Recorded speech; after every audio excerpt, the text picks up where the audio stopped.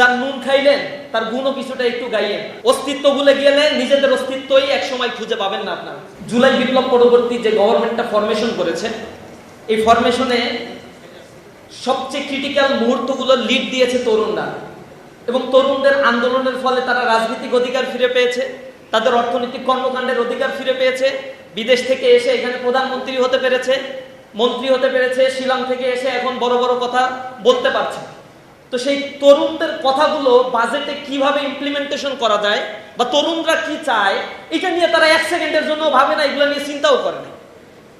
তারা দেখতে পায় যে সিনেমা হলে যেতে সময় পায়, তারা বিভিন্ন জায়গায় আড্ডা দেওয়ার সময় পায়, কিন্তু তরুণরা আগামীর বাংলাদেশকে নিয়ে কি চিন্তা করছে, কি চিন্তা করে তাদের চাকরির অধিকার ফিরে পাওয়ার জন্য একটা রিভলিউশন পর্যন্ত তারা করে ফেললো, সেই চিন্তাটা তারা করে নাই, কারণ পুরাতন বন্দোবস্তের মধ্যে তারা আছে। সরকারের কাছে আমরা অনুরোধ জানাই, যার নুন খাইলেন তার গুণও কিছুটা একটু গাইয়েন।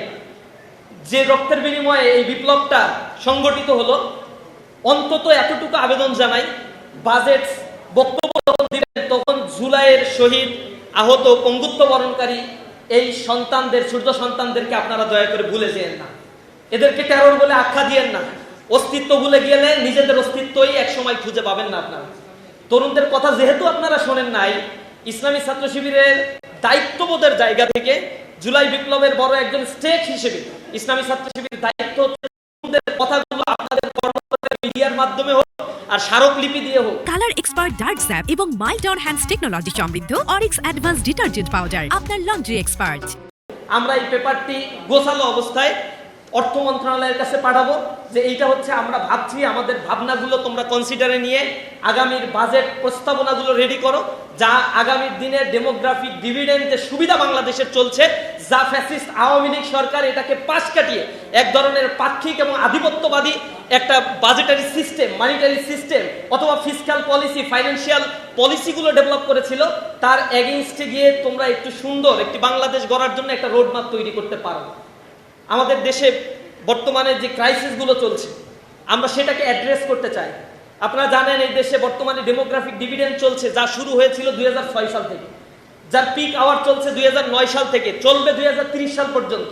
এই ডেমোগ্রাফিক ডিভিডেন্ড সুবিধা এরপরে ডিক্লাইন হলে একটা রাষ্ট্রের ইকোনমিক রিকনস্ট্রাকশন করা ইটস সো মাচ ডিফিকাল্ট।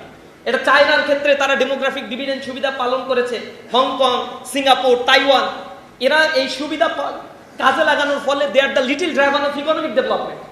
আজকে সুইডেনের দিকে তাকান, ডেনমার্কের দিকে তাকান, স্ক্যান্ডিনেভিয়ান বাল্টিক অঞ্চলগুলোর দিকে তাকান, দেখবেন তাদের ইকোনমিক গ্রোথ গুলো কোন স্তরে তারা নিয়ে গিয়েছে। তারা ইকোনমির 80 বছরের পরিকল্পনা করে, কারণ ডেমোগ্রাফিক ডিভিডেন্ড সুবিধা চলে গেলে বাকি 80 বছর তার রাষ্ট্র কিভাবে চলবে, এরপরে মানে বৃদ্ধ ভাতাগুলো কিভাবে তারা দিবে, তার রাষ্ট্রের অন্যান্য অর্গানসগুলো কিভাবে চলবে, এই জিনিসগুলো একটা রাষ্ট্র তার দীর্ঘমেয়াদী পরিকল্পনার মধ্যে নিয়ে আসে।